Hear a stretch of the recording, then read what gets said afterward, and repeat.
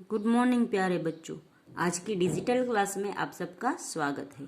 आज के वीडियो में हम सीखेंगे हिंदी सुरभिदों का काव्य नंबर 14। काव्य का नाम है झूठ का फल। तो बच्चों, झूठ का फल है वो एक कथा काव्य है। कथा काव्य यानी एक कहानी है जिसको काव्य का रूप दिया गया है। आप सबने यह कहानी तो सुनी होगी, भेड़िया आया भेड़िया आया। उसी कहानी का यहाँ पे काव्य में लिया गया है।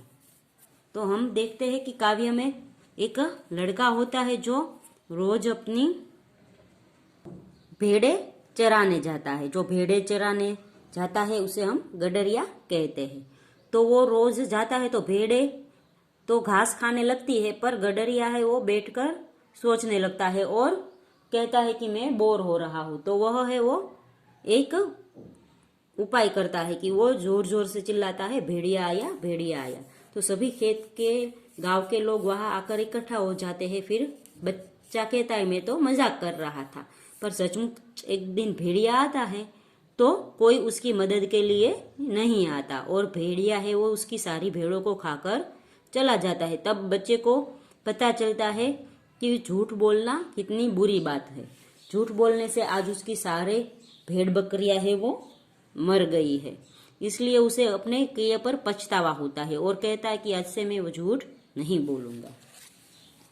भेड़िया आया कहानी आपने पहले भी पढ़ी या सुनी होगी। उसी कहानी को यहाँ कविता के रूप में प्रस्तुत किया गया है। एक गडरिया लेकर भेड़े जाता था जंगल में रोज। जंगल यानी वन। तो एक गडरिया है वो अपनी भेड़ों को जंगल में लेकर रोज जाता था। उछल कूद कर गाता गाना वन में खूब मनाता मौज। मौज यानी मौज मस्ती करता था, आनंद करता था। तो वो गडरिया है वो अपनी भेड़ों को चराने जाता था और आनंद करता था। एक दिन रोज मस्ती में आकर वह ऐसे ही चिल्लाया, दौड़ो दौड़ो भागो देखो यहाँ भेड़िया है आया। फिर एक दिन उसे मस्ती करने की सूझी तो वो ऐसे ही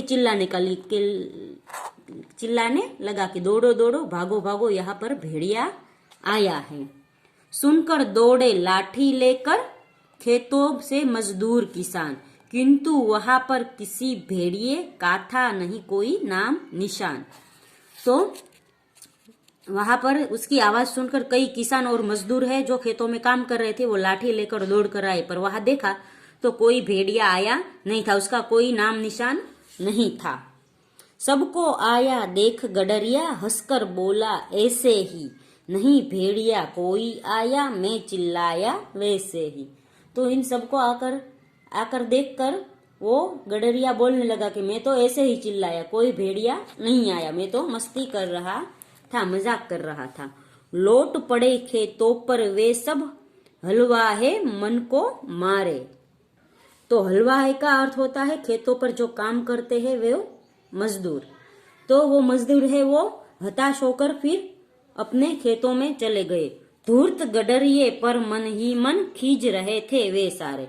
धूर्त એટલે जो झूठ बोलता है वैसे गडरिया पर वो मन ही मन खींच रहे थे और चले गए। कुछ दिन बीते एक रोज खूंखार भेड़िया ही आया, देख झपटते भेड़ों पर भयभीत गडरिया चिल्लाया। तो खूंखार यानी बहुत क्रूर यानी बहुत हिंसक। तो कुछ दिन बीत गए तो बहुत ही क्रूर एक भेड़िया आया और उसकी भेड़ों को झपट झपट कर खाने लगा। दौड़ो दौड़ो भागो देखो यहाँ भेड़िया आया रे, मेरी सारी भेड़ों का यह करता है सफाया रे।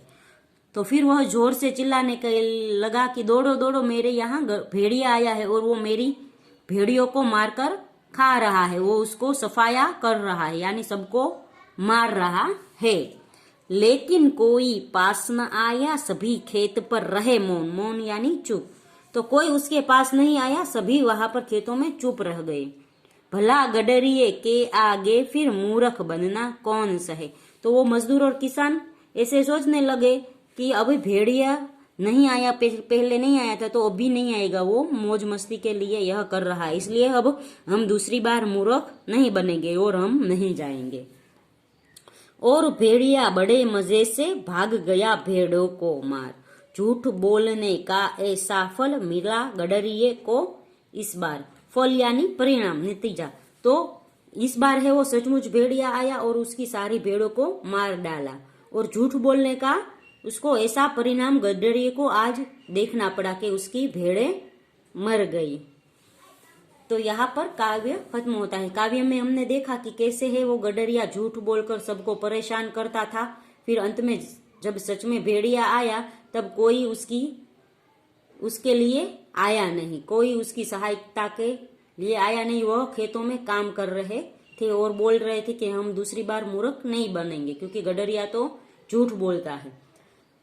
तो इससे हमें यह सीख मिलती है कि हमें है वो जीवन में कभी झूठ नहीं बोलना चाहिए। हम जो झूठ बोल रहे हो तो उस झूठ को छुपाने के लिए हमें और 10 झूठ बोलने पड़ते हैं। इसलिए हमें हमेशा सच ही बोलना चाहिए। जो यदि हम झूठ बोलेंगे तो कोई हमारी बात पर विश्वास नहीं करेगा, कोई हमें है वो अपने साथ नहीं रखेगा। इसलिए हमें कभी भी झूठ नहीं बोलना चाहिए। तो बच्चों, यहाँ पर काव्य खत्म होता है। अगले वीडियो में हम इस काव्य का अभ्यास सीखेंगे।